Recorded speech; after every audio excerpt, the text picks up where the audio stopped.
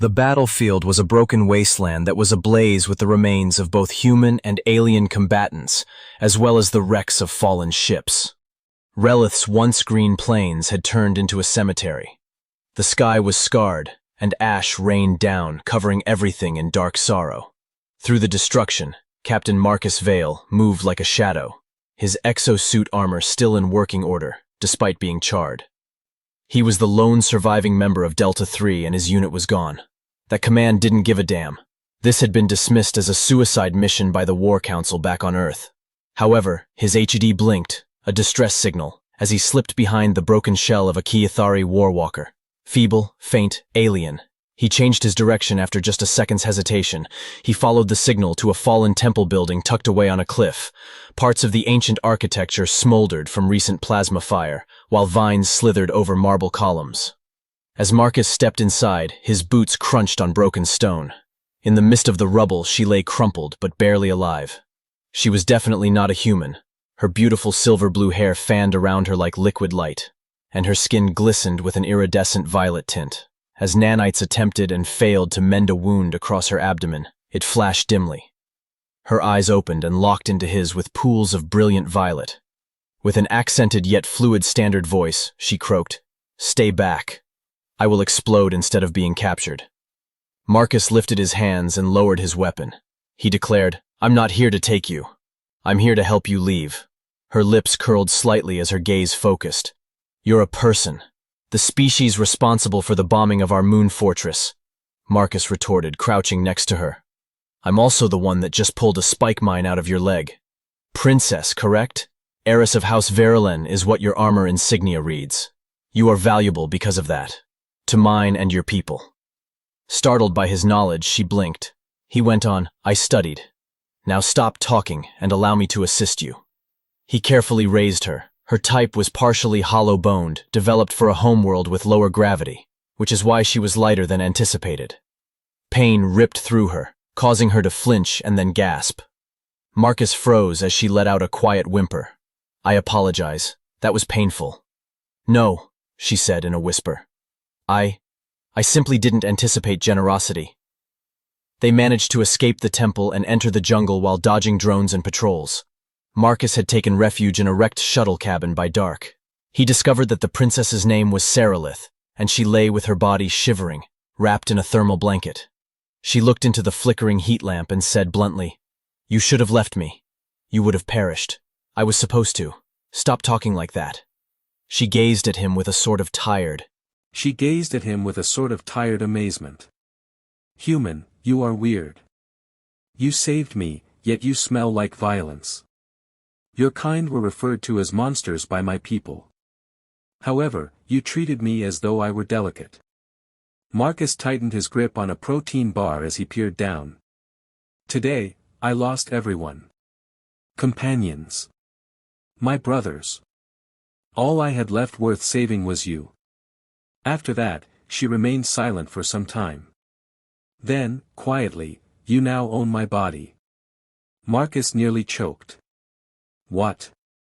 Wincing, she slowly sat up. "Life debt is sacrosanct to my species.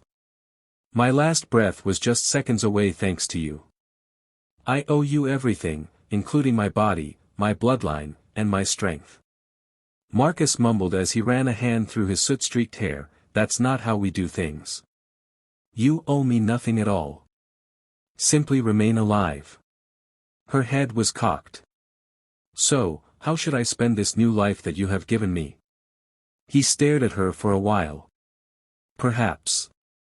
Make a change with it. Stop the cycle. Avoid going back to war. I will then remain with you." They scavenged supplies and went surreptitiously over dangerous terrain over the course of the following week, constantly avoiding sensors. As she recovered, Sarilith evolved from a mission target to more than that.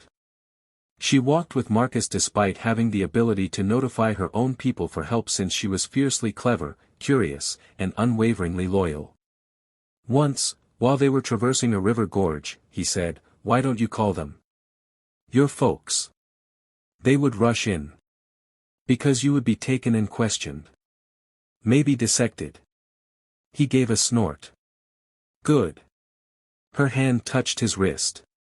Because I don't want to part from you. The quiet between them was as thick as the humid air from the other planet. He did not retreat. She sat next to him at the fire that night while stars blinked through the canopy. I've made a decision, she declared. What was chosen? The initial days were spent surviving. She remained silent. Only clustered in corners. The lights made her wince. She growled at her own image. Mason refrained from pushing. In order to create protein gel that was compatible with Corellian biology, he rerouted food processors, lowered the ship's temperature, and turned down the lights. From the viewing port, he spent hours watching her gaze at the stars. At last, one evening, her voice broke the stillness. Nayara. He pivoted. Is that your name? She gave a nod. He grinned. Nice. Bewildered, she blinked. Nice? It means lovely. Unique. Behind her lifeless eyes, something glistened. Weeks went by. She started to assist, clumsily at first but eagerly. She posed inquiries. Her soft, sweet voice came back. She learned how to fly in low orbit from him. She showed him how to use ancient Corellian constellations to interpret star maps. On one occasion, she chuckled when green paste exploded across the ceiling from the food processor. Mason had not heard such a lovely sound in years. She discovered a picture stuck under the communication panel one night while cruising the Tiran's Reach asteroid belt. A human woman. Grinning. Clutching a young toddler.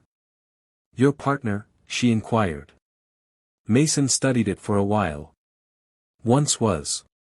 During the collapse, she passed away. Nayara made contact with the frame's edge. You're by yourself. He remarked, so were you. She gave a nod. Up until now. His voice was low as he turned to her.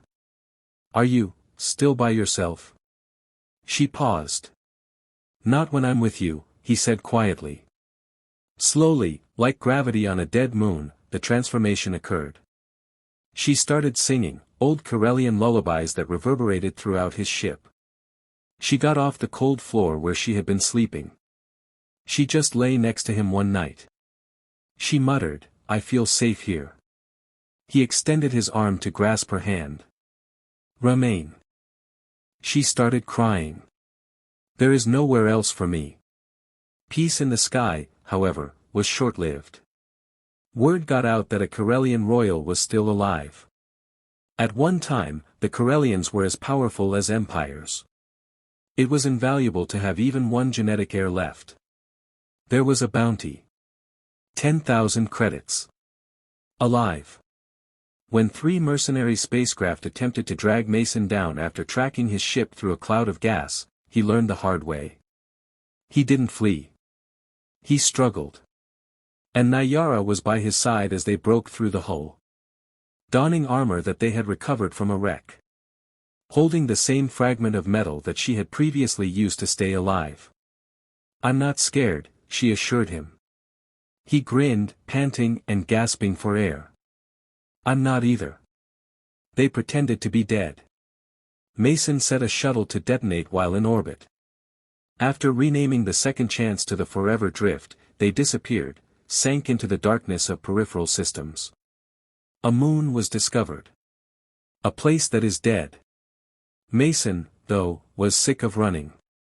So he made a patch of it terraform. Grew food using hydroponics. Transformed down satellites into shelters and shields. The shimmering moss that Nayara grew illuminated their little dome with gentle shades of blue and pink. She approached him with a sealed pod one evening as the stars bled orange through the glass. Our kid, she muttered.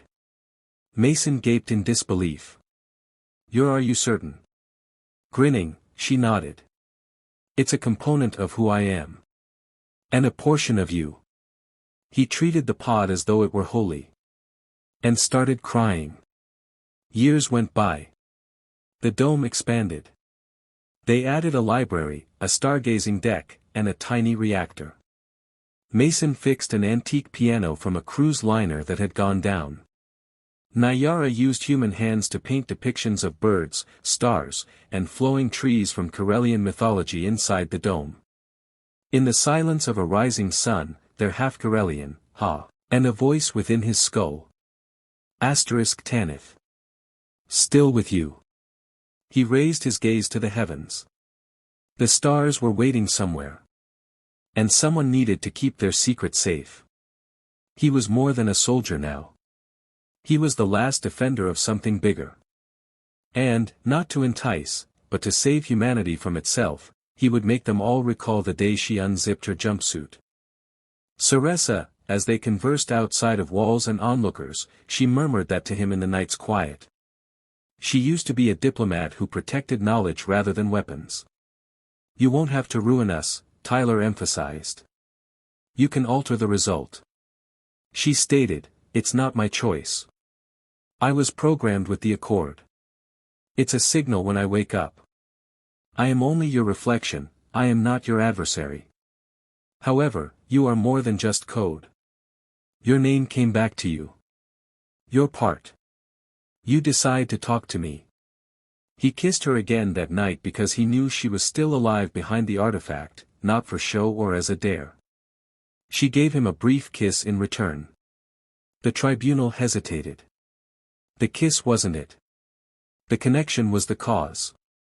They saw not what mankind had been, but what it may become via Ceresa. They witnessed tenacity. Kindness. A readiness to acknowledge mistakes. However, it was insufficient. A fee was requested by the tribunal. Just one life. Hers. She moved forward, giving herself, and Tyler yelled. I give up in return for Earth. Once more, seal me. For 1,000 more years. However, he refused to let her leave. He therefore volunteered himself. I gave her a kiss. The accord was broken by me. Let her live. Take me. Let's live. The tribunal discussed the matter. Then a miracle occurred. They chuckled. The light shimmered from the fractal form. This species has courage. The liquid one said, wisdom is not always daring. However, it is life, Ceresa muttered. Give it to them. The gap closed. The tribunal departed. Ceresa stayed, too. Tyler and Ceresa traversed the earth together today. She is now known to humanity as a bridge to a future that is not doomed, not as a weapon. Additionally, a plaque beneath protective glass in a new Paris museum says. The kiss that saved Earth, and the statue that blinked. Tyler, however, recalls it in a different. It was designed to be consumed. It didn't help. She passed out. Arms spread wide, silver hair twitching, flat on her back. I rushed over and made a clumsy attempt to wake her. All right, don't faint. Please don't let me eat you. She stared at me like I was a bacon-wrapped velociraptor as she regained consciousness. She identified herself as the Zarnathi Confederacy's envoy in training, Valari of House Seth. It seems that as she was orbiting Earth to observe its colonies, her shuttle broke down.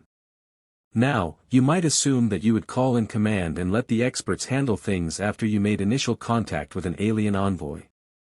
Well, I don't have a reputation for making good decisions. Command wasn't responding either. And after witnessing my chicken massacre, Valari became frightened of every human who attempted to approach. She requested that I defend her from my own species, of course. I concurred. What might go wrong? Using panic medication, Valari stayed by my side like a shadow for the following 2 days. I helped her become more fluent in English. She showed me how to meditate by silent breathing using the Zarnathi method, which primarily included humming in octaves I was unaware existed. Zarnathians originated on a peaceful herbivore-dominated world, she added, where it was a war crime to even think about consuming meat. She believed that people were more than just erratic. We had nuclear toys and were apex predators. Her terror eventually subsided into curiosity, though. She pointed to a strip of jerky I was chewing one evening when I was seated near the heating core. Is that a creature's corpse as well? I blinked. Indeed. However, you say it as if I were wearing its hat. Slowly, she shook her head. You eat so happily. As if it were singing to your soul. I chuckled. Well, healthy eating does something for people. Solace, recollection, and bonding. She cocked her head, clearly curious.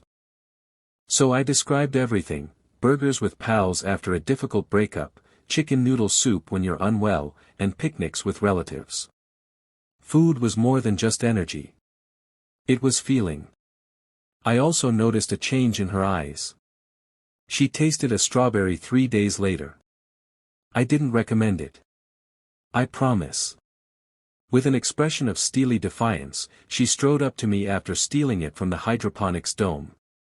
If I die, she continued solemnly, remember me as curious rather than as prey. Then she nibbled into it. Her gaze expanded. It tingles. I smiled, it's sweet. She bit into it again. Then another. She soon began to hoard everything in the colony kitchen that wasn't meat. Carrots, apples, and even tofu. It was like watching a toddler discover color as she learned food. She even began cooking, albeit poorly at first. But resolute.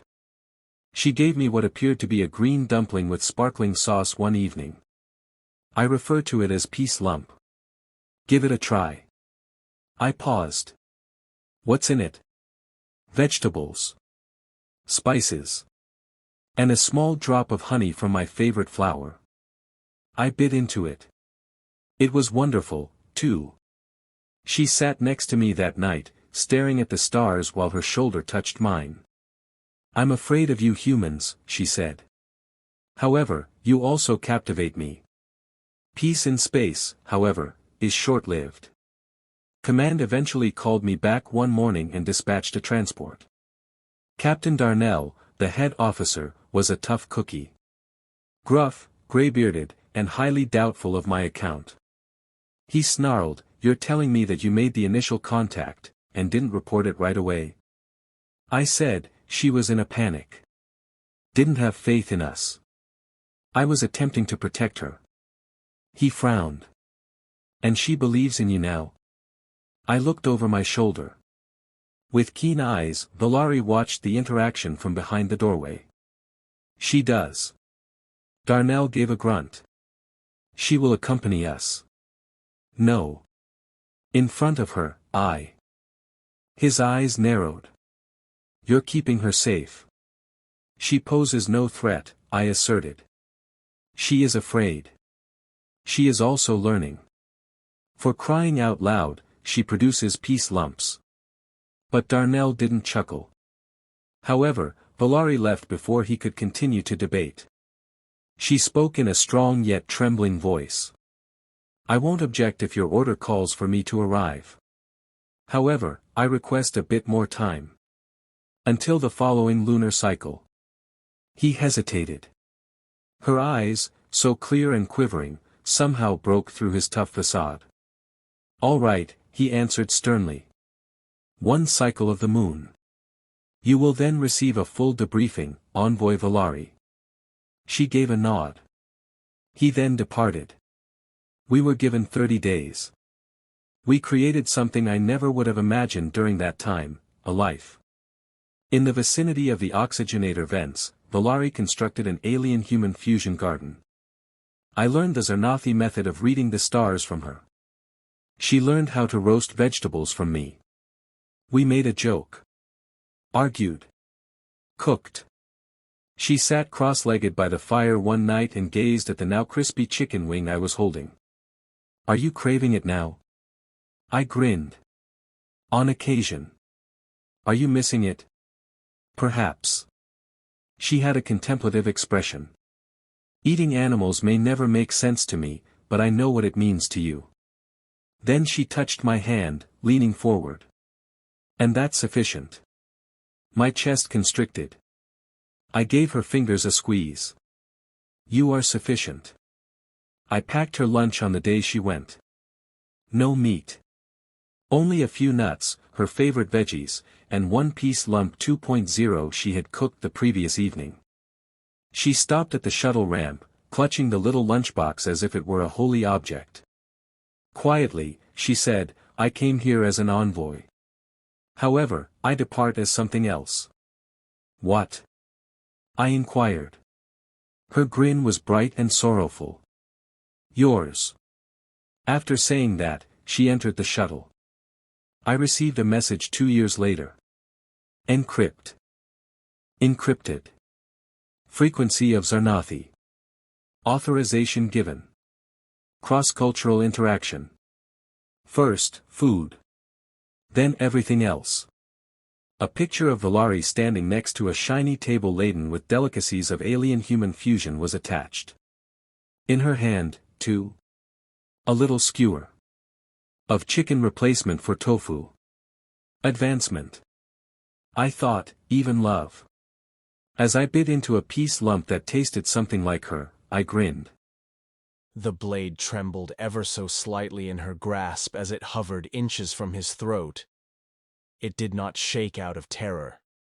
It was a sense of expectation. Fury. It was genetically passed down for centuries and bred into her bones. After all, she was Emberin, made to be perfect, ruthless, and effective. Human, any final words? She inquired icily. With blood drying over his jawline, the guy shackled to the durasteel pillar lifted his damaged face. He forced a crooked smile despite the split lip and the deepening bruise across his cheek. Yes, he answered in a harsh voice. You're holding it incorrectly. Kalith blinked. She hesitated for 1 second.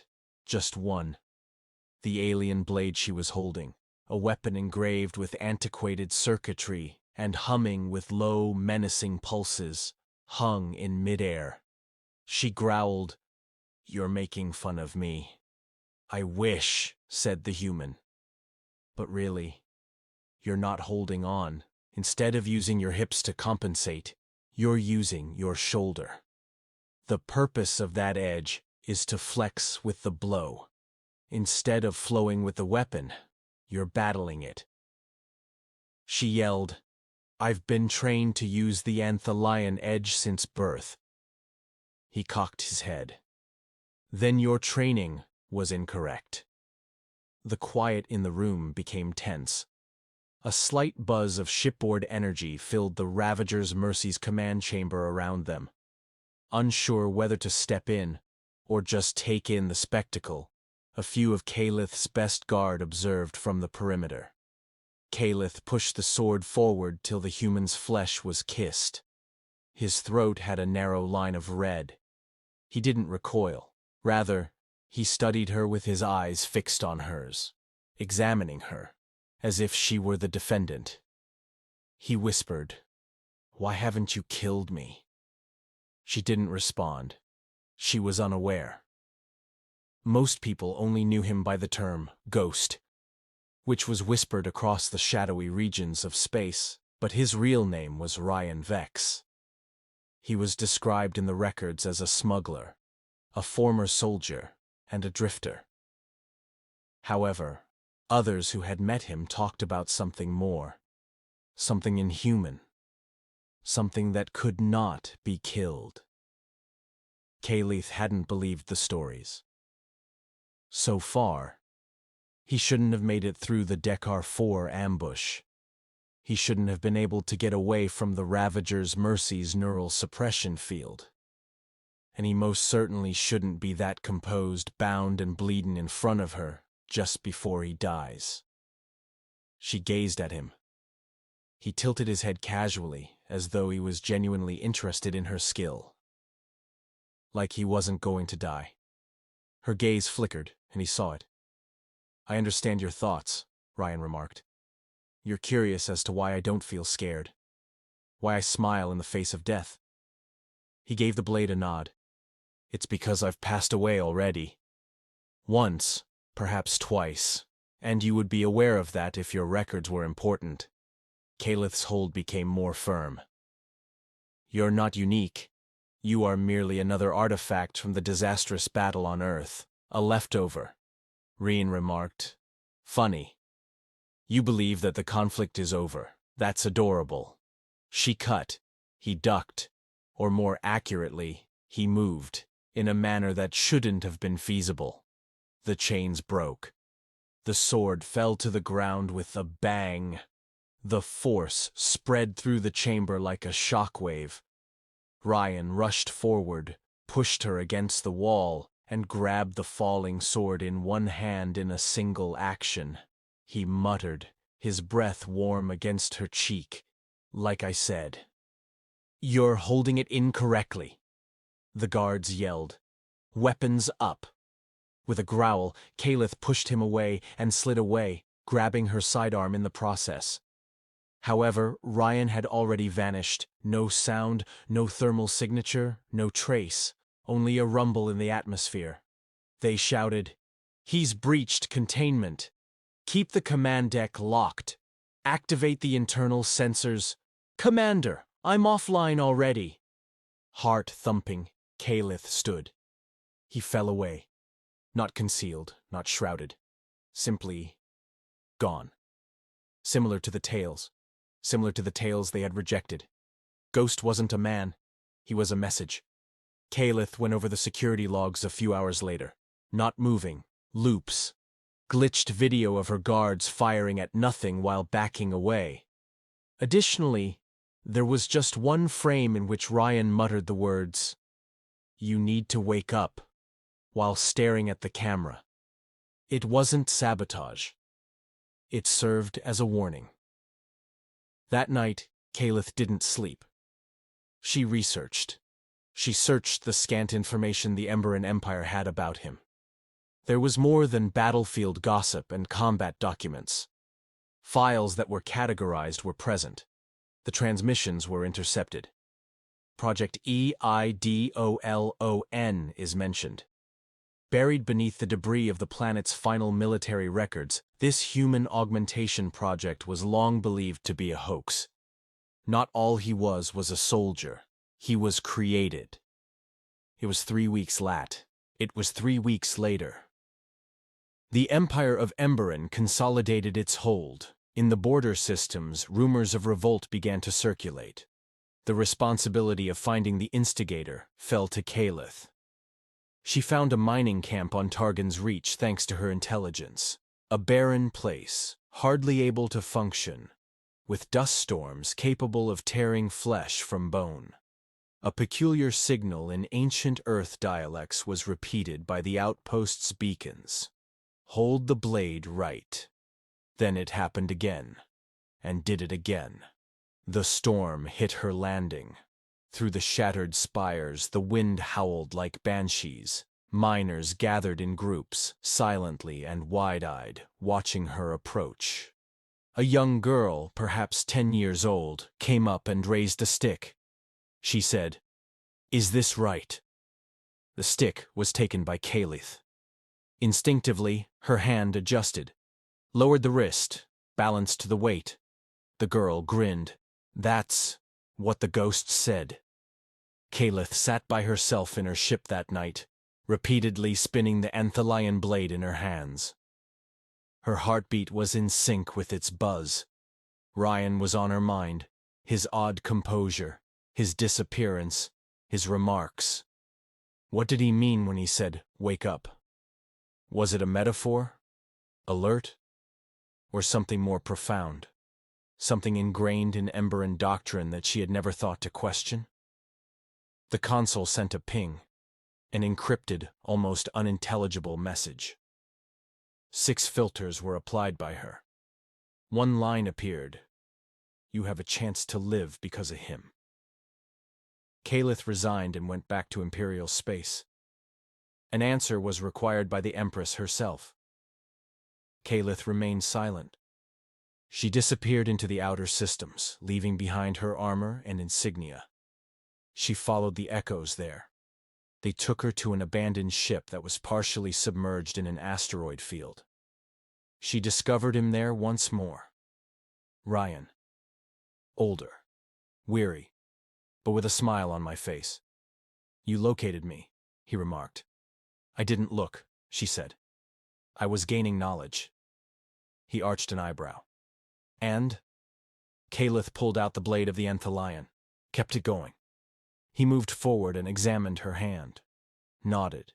He whispered, "You're holding it right now." They then entered the stars together. Slowly, their movement increased.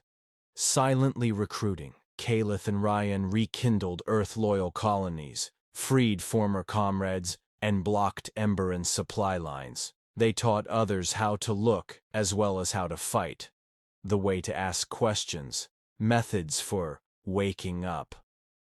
She became into more than just a fighter.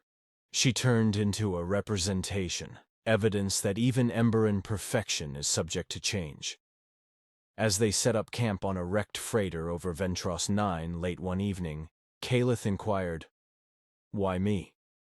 Ryan kept his eyes on his diagnostics. "Because you were hesitant. I became weak because of that." "No," he replied. "You became human because of that." They stood together in front of the Great Archive, the Empire's memory center, and an unfallen stronghold. During the last days of the Emberon era, the truth was inside. The actual past. Recordings of the Holocaust on Earth. Every Emberon creed contains lies. Commander Tavarik, Kalith's erstwhile tutor, was watching over it. The Tavarik snarled, "You embarrass yourself." "And for what purpose? A myth?"